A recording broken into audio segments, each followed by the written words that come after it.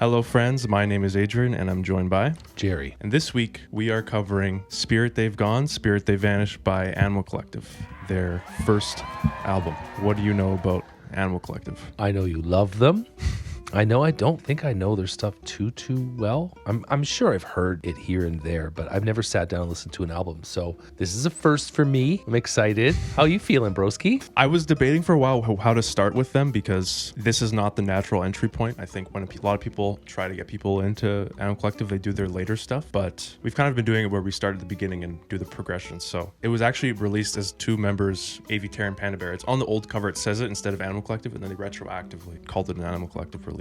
So have they broken up and now it's just Panda Bear is the person you follow? No, they still make music together. One of their favorite bands was Pavement, which is one of your favorites. Stephen Malcolmus is a genius. This is after their band in high school called Automind. Like, it sounds very similar to Pavement. The cover's giving melancholy and the infinite sadness from Smashing Pumpkins. Over my years, I think one of the reasons I got onto Reddit was because I had no one to talk to about the band with, which kind of sounds sad.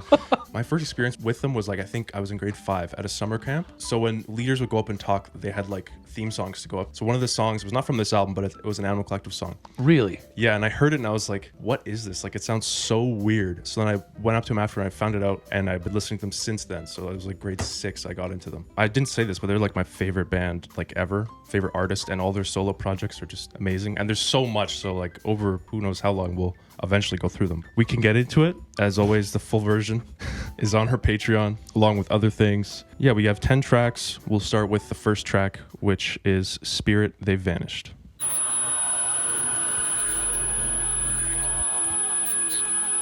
There's a sound design upper and lower. Mm-hmm.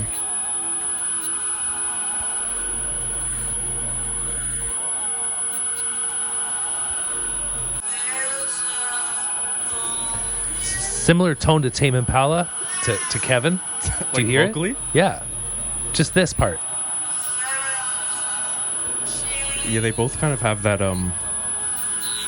nasally delivery. I feel like I'm in some kind of factory with electricity happening behind me and a person singing, not in the foreground, but off to one side. Yeah, I also wonder, I can't remember if this panning is in the original, because this is the remastered. They just did it in 2023, so I don't know if they changed anything. Some of these sounds almost sound like dial-up, early internet. And at the time this album came out, there was a question of, am I losing myself to progress, to internet, to computers?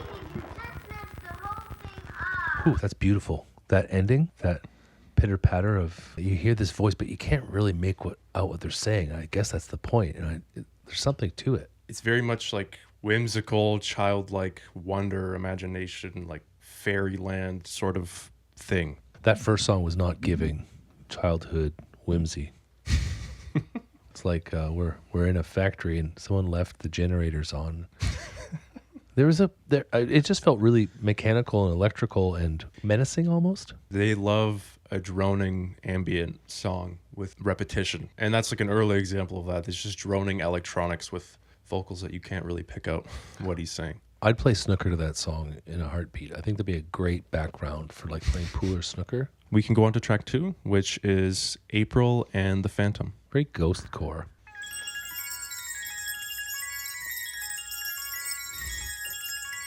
Music box.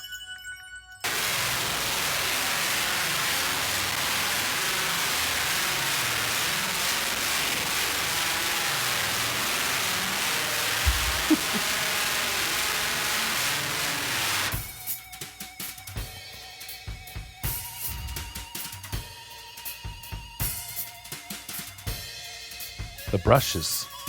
Mm-hmm.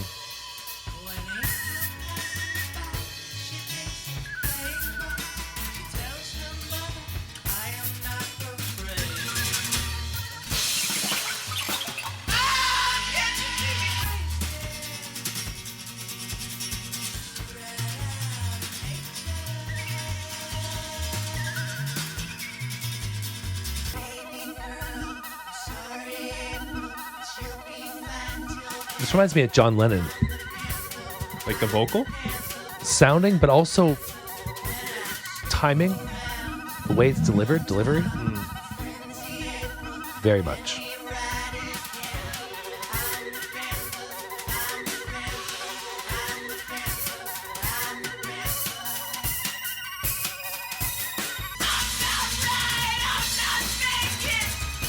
It's a little crazy how the vocal is only in the left. Yeah, very 60s. Just found out about stereo. I like it though. It's a very accessible track. When I was first like listening to them in like elementary school, this album and like the two after that, it's an album called Arc and third album called Dance Manatee, I was so scared of. That was one of the songs I had on my like a 2005 like mini iPod. I had this like alarm clock with like a dock where you could like have music, and it would play a random song every morning, and that song at the beat would play sometimes. Like right when you're waking up in dream state? Yeah, because it has that opening and then it has like that radio static, and it would scare me. That's what I remember about that song as a kid. That track reminded me of Beatles, but it was like a little bit more modern in terms of the types of tones and sounds they used. And it was also not like classical Beatles rock and roll. There was like a whole bunch of open space in there, and there's some weird stuff happening, and then they were forcing me to listen to very specific things at a very low level. I almost felt like I was being taken on a journey. The first track was like, I might be electrocuted. I was still enjoyed it. Don't get me wrong, but it was like I couldn't hear it. I felt like you were trying to make me just feel a certain way, and now I'm in the second track, and now I can listen. So it's almost like the first track was like a setup. We are on to track 4, which is Untitled.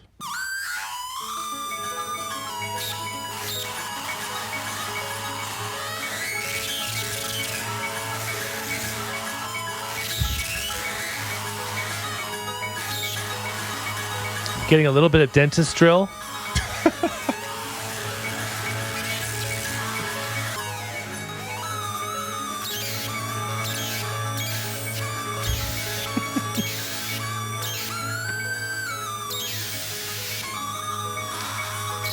What instrument are they using? They're using synth, hitting different waves, and then changing the pitch.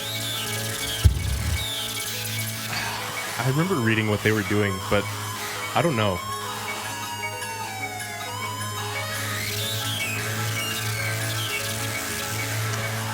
Crazy amount of manipulation. That's for sure. With this gentle, ethereal, beautiful piano. I know. That you almost can hear. See, I often like when I hear a song like this, I wonder why. Why are they doing this? What's happening in their life where they say, this is what I want to make? And I almost feel like, is there a bit of anger and frustration? And it takes a lot of guts to do something like that. Because I'd want like a polished, perfect thing before I released it. I mean, it's pretty freaking cool. Like all 3 tracks so far, I was like, I'm listening to them. I'm not bothered by them. It's cool, man. That one is like kind of I don't know what you would say, like a snapshot of the gist of them in a way, because at the core of them, at least later down the line, or even some earlier songs too, they can write these incredible pop songs, but they're always kind of masked by something weird, some element that's weird or kind of like off-putting. Because they'll have these catchy songs, but there's like some weird and experimental elements that kind of mask it in a way that make it almost, to me, more interesting to listen to, because it's like not straight up. That one is like, you have that crazy synth, or whatever it was that's high-pitched and kind of hurts. And then you have really pretty piano underneath, which is kind of their thesis, I find, in a lot of songs. The album art on the cover is like angels in surfing on a comet maybe or whatever in space, which makes no sense. But that's okay. And that's not what that song was giving. This is track 4, Penny Dreadfuls. Very distant church bells. Reminds me of Pink Floyd, Time. I feel calm. I wonder how long it's going to last.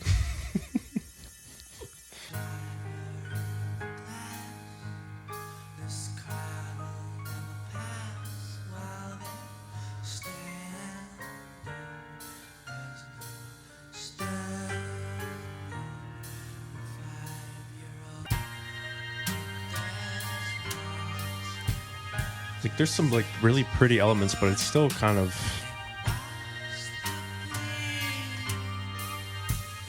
yeah, it's still like abstract. Like I really like these like synths that kind of sound like they're reversed, and the piano is really pretty. But even with the lyrics, like it's kind of hard to decipher. And then I daydream based on one of the lines. I keep finding myself drifting away. Yeah. There's no hook. No. Mm-mm. So then you just float away into your imagination. And I think that's, again, I feel like I'm being taken on a journey. Could be the goal. Could Very be. ethereal. Yep.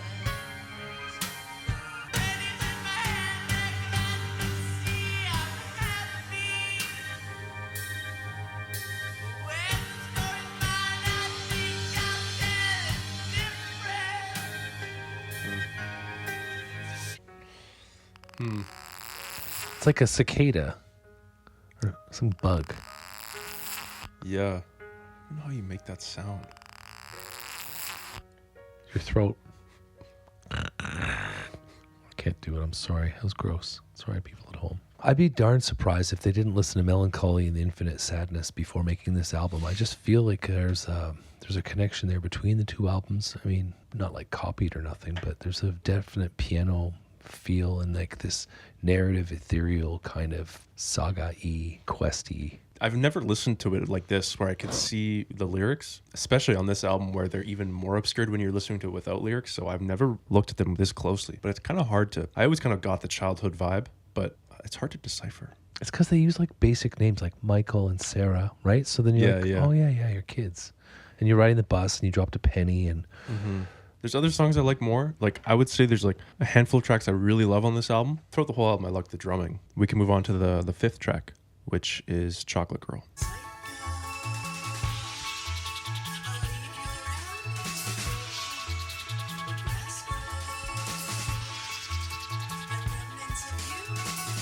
Fun bass synth line. Mm-hmm.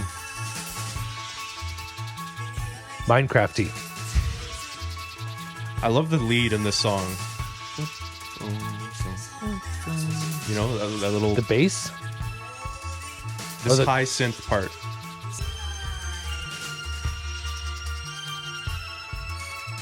The vocals are really far away. Mm-hmm. And he has this like effect. It sounds like a slight phaser or something. Like it's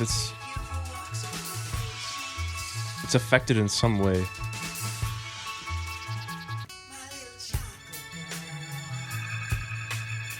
What's a chocolate girl? It's a strange line. Bury him in apples.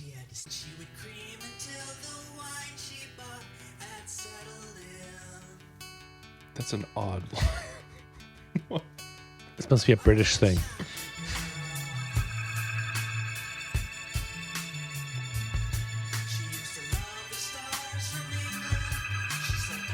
There's a lot of weird lines here. Yeah.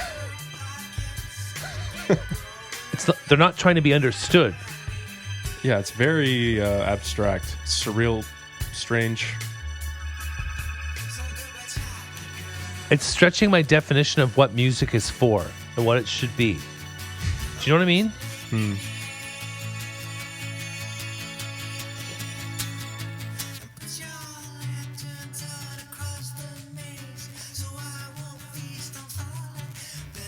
This makes sense.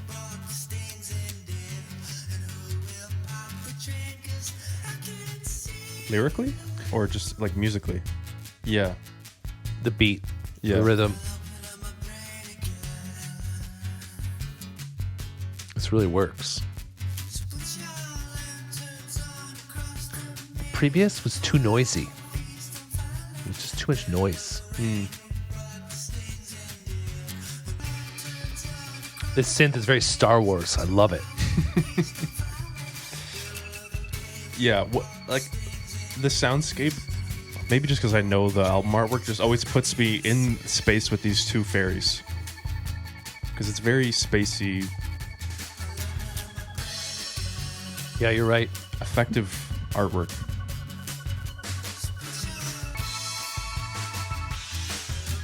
This groove is great.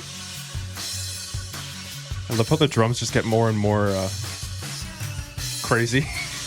Like, Animal. yeah.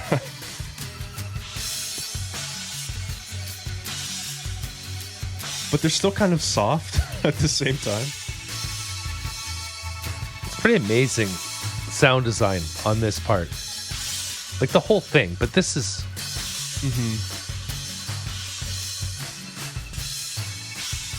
That song made sense to me, even though it was abstract. Yeah. That one I think is like the most direct, conventional sounding, and that's my favorite song on the album for me. It always has been. I always went back to it. It's just lots of catchy elements. And The drums are super syncopated right here. Like they're hitting it. Sorry, you were talking. No. Yeah. I just want to catch that. It was like freaking me out. It's always been my favorite one, just because there's a familiarity to it, and like that second half of that song is like that strumming pattern is like just a familiar sound, and had a really catchy lead part in the beginning and the piano. Like it's just the most abstract thing about that song is the lyrics. The music is the most familiar and conventional. Their setup is minimal when they made this, but it still kind of sounds expansive, and that there's a lot going on. But it's really just like a couple keyboards with like a synth bass, acoustic guitar, drums, piano. I almost felt like we were in outer space experiencing everything. You know what I mean? Like it was big.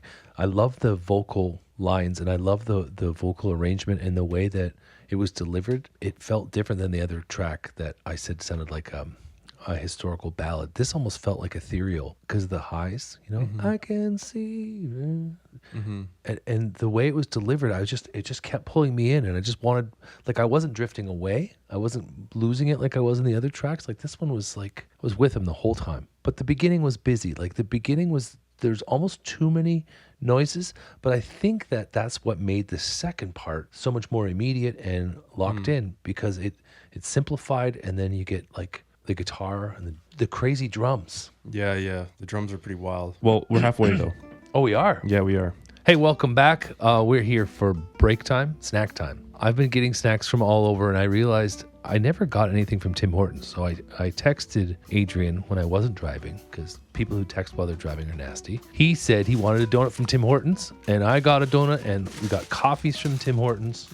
They don't sponsor us, but we sponsor them. What did you get for donut again? Got old fashioned. And this is a honey cruller, affectionately known as a tractor tire. What are your thoughts on Tim's? They're all right. Their coffee's all right. Their donuts are good. What do you think? I like them. Underrated. I mean, they're not really Canadian anymore. They got bought up, but... Yeah, in 96 by Wendy's, Dave Nichols. Yeah, but then even more so by a Brazilian company now. Oh. It's just a branding thing at this point. But I like their donuts. I'm in this Tim Hortons subreddit just because it's really entertaining to see people like hate on them and complain about their food. Those are good donuts. Thank you for the donuts. Anytime, bro. This is track 6. Oh, I'll let track 6 play into track 7 because this is a minute long. Shit. Okay, so track 6 is Everyone Whistling, and track 7 is La Rapet.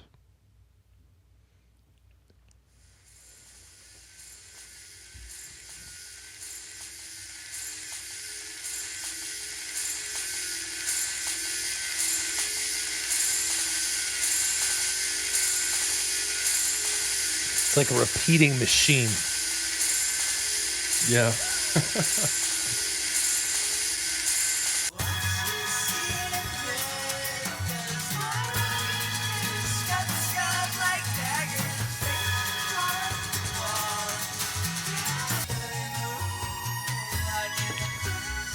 There's something about the synth and the vocals being at the exact same volume that's cool and weird at the same time. Yeah. It's definitely a deliberate choice to have it on par with everything else. Like you have to really work for it. Like without having the lyrics up, you could not really decipher what he's saying. No, it's like giving Cocteau Twins kind of can never... Yeah.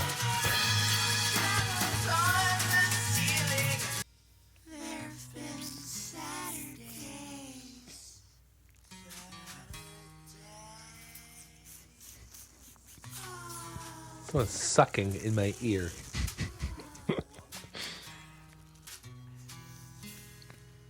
Is this your favorite part? It's a nice little interlude.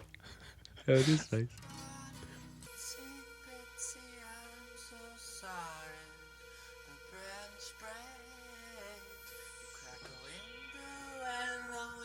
Very nursery rhyme core. Yes. Like, yeah. Yeah, very much. And like fables, fairy tale sort of thing.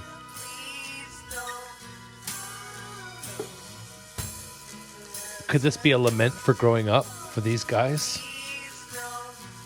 Yeah, that's a theme that they love talking about. So that's what I think this album kind of deals with.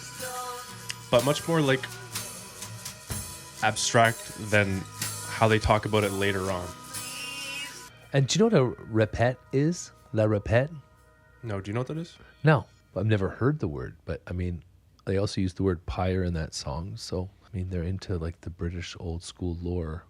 It was cool. I mean, it's not the kind of song I would put on because it was a little eerie. It was a little liminal at parts, kind of haunting. I did like the interlude. I did like how they played with language, like Saturdays sounds like yesterday, Saturday. So that was fun. I feel like they're taking me on a journey, but because I'm old AF, it's a journey I've already been on. And I'm looking back at these guys experiencing it, and I'm feeling like a sage, but I don't know for sure. Yeah, that song, I know some people love it, but I mean, that's not my favorite one on this one. It doesn't really, there's some parts that stick out to me, but there's other ones I prefer. We can move on to track 8, which is Bat You'll Fly.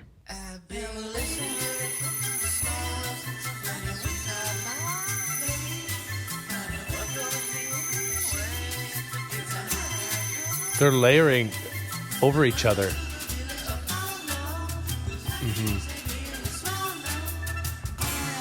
I feel like I'm getting distinct jazz drumming with brushes. I've always thought that Panda Bear was inspired by jazz drumming and that sort of thing. I think he's talking to his sister here because his sister's name is Avey, who does a lot of the artwork for them. Oh, okay. And music videos, and she was name dropped right at the beginning. But Yeah. I never knew that because I never had the lyrics.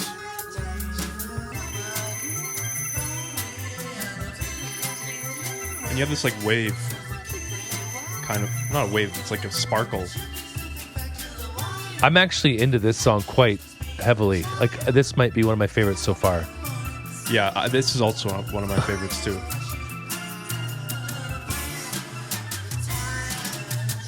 The intensity of the delivery for the lyrics I thought was going to be off-putting, but that flow is pretty great.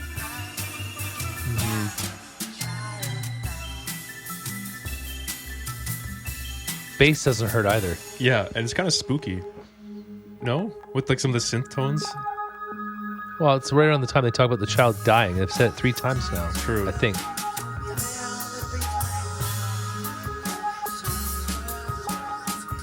It has a definite groove. Kind of filthy a little. I want this on a t-shirt. I feel so exclusive in Houston. And it's totally Sonar. It's like submarine warfare in space.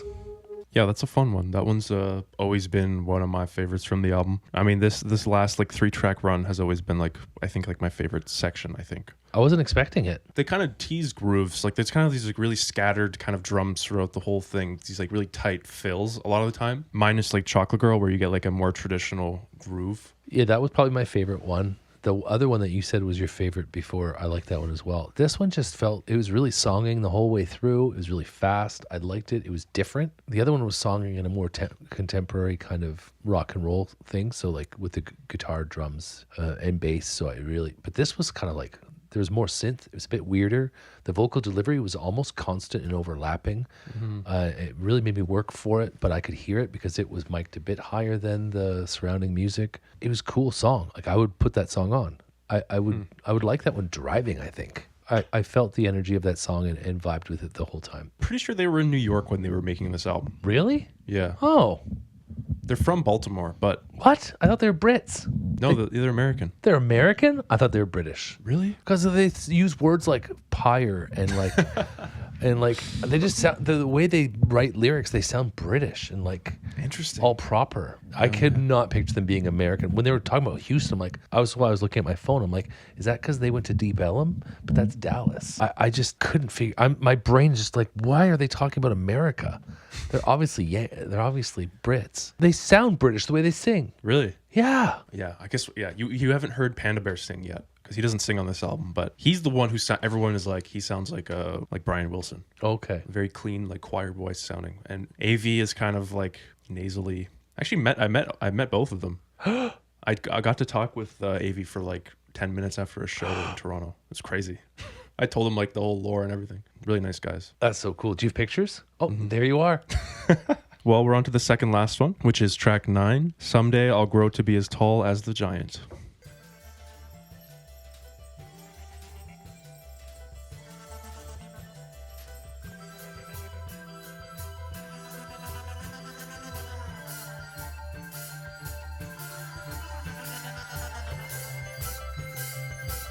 I was hoping this would grow because it's such a good line.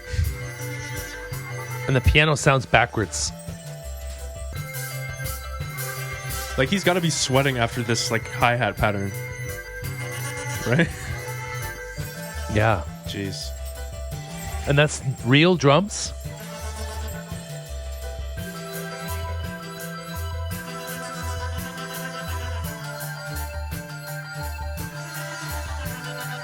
I think that the strength of that song was its build from very small to very enormous. And then just the rhythm or the melody just kind of kept repeating, and there was these nice synth flourishes, a lot of real instruments. I liked it. There wasn't a lot lyrically to pick up. It was just like an atmosphere of like almost chaos, but beautiful chaos. That one's one of my favorites, even though it's minimal in terms of lyrical. It's like the most melodic, just very like pretty and ethereal and sparkly. This one is the big one. This one is the one that a lot of people say is like one of their best songs ever. I've listened to it a while, but I like other songs more. People might murder me in the comments, but he's going for it. And this is your favorite band. This is my favorite band ever. Like your fanboy Ground Zero. I think it's important to be able to criticize, not be able to criticize, but I don't know what I'm trying, like. I think not glaze every single thing they do. Yes, you know. Anyways, so this is the last song. This is track 10, Alvin Row.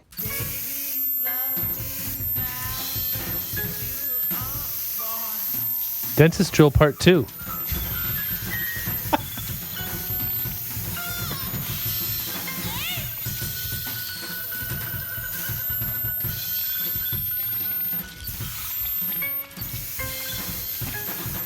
This is like experimental classical music in the likes of Webern or like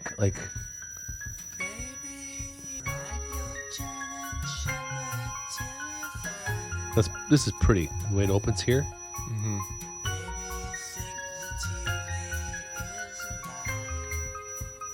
It's like an organ grinder.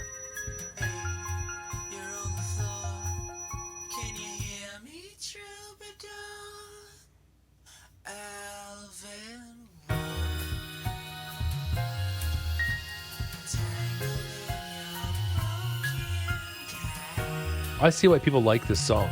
This is really cool.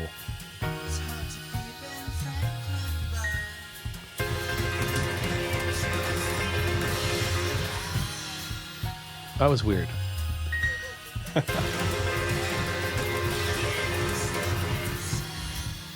Very grandiose. Like that synth line here is so playful. I'm surprised I didn't find them when I was your age. Because that's when they came out. 2000? Yeah.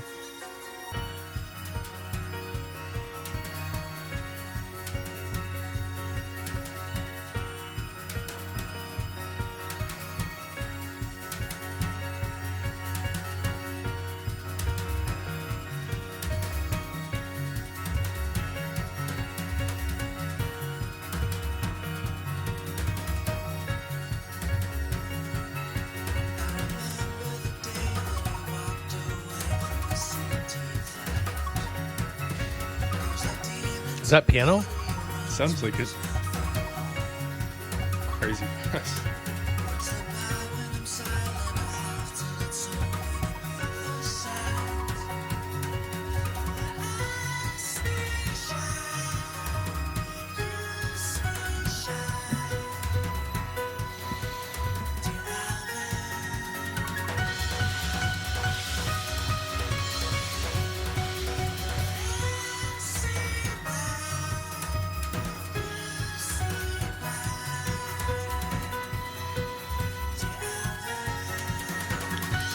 forgot how much I like this last section of the song. It's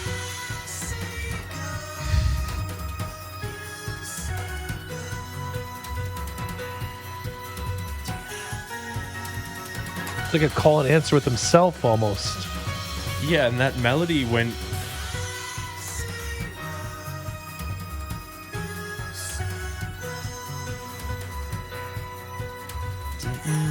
like it's just such a pretty resolution.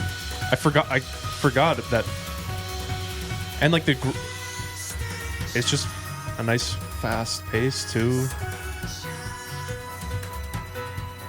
It's ear candy.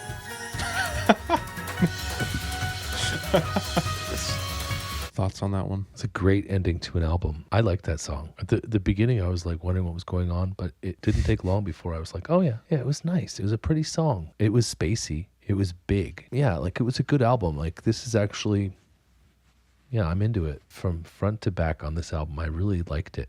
Some of the songs were a bit long. They could have been shortened, but youth will do that to you. I'm impressed too. I'm impressed by when I was their age in my 20s. I wasn't.